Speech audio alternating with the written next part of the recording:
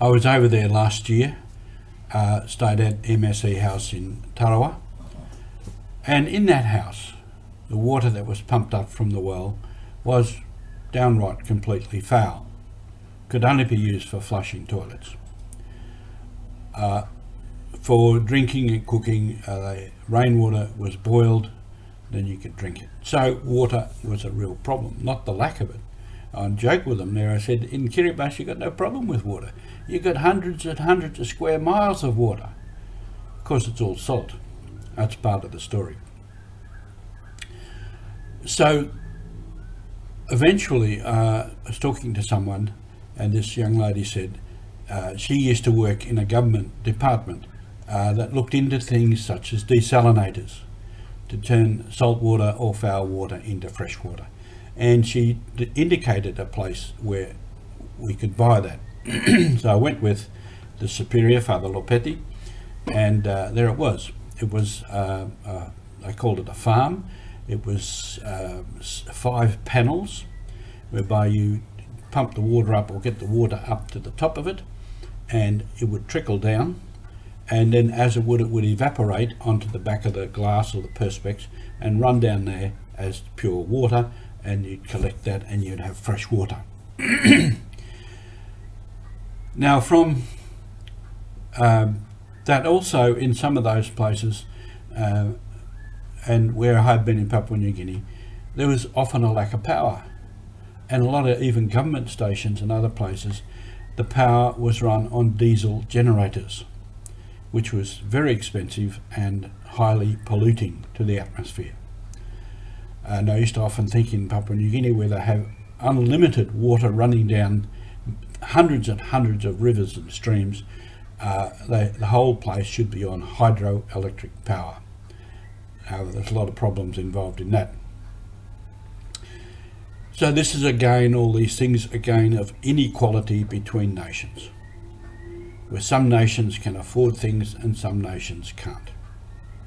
And we are spoiled here in Australia. This morning I got up, I turned the tap on, I had water.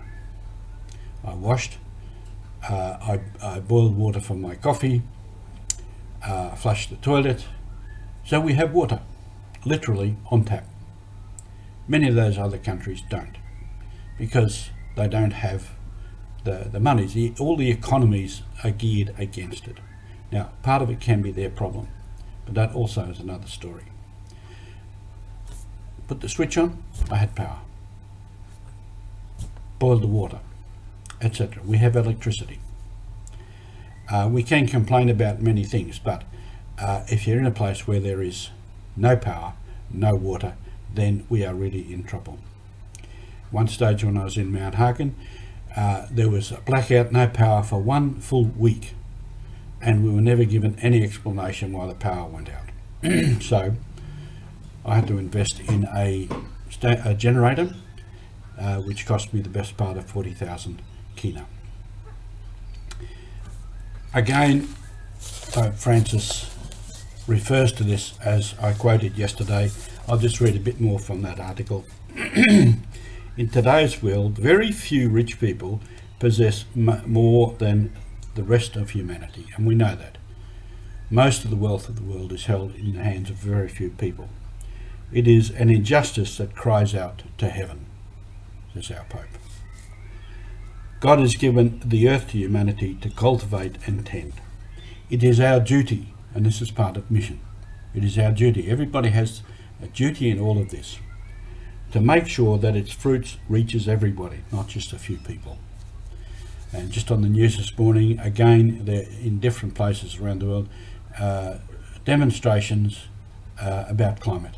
And it is an absolutely vital issue that we need to address. Turning money or property into ends, that they become the end of things, rather than instruments that can serve the mission, undermine essential human values. What are our values? What do we believe in? What are we willing to work for, to fight for? And so many people, so much inequality and injustice in the world. And you see kids in rivers and places getting water where the water is brown, it's mucky, it's probably polluted with chemicals. Surely these things are not allowable. We forget that being created in the image and likeness of God, we are social, creative and solitary beings with an immense capacity in love. And that love is part of our mission. And MSEs, our motto, May the Sacred Heart of Jesus be everywhere loved forever. So working towards and imparting the love of God for everybody means addressing injustice, inequality, means addressing those issues that need to be addressed so that we can all live as decent human beings. We're not asking for great wealth for everybody, but to live a decent human life is what we have to work towards for everyone. There is the mission, there is the challenge.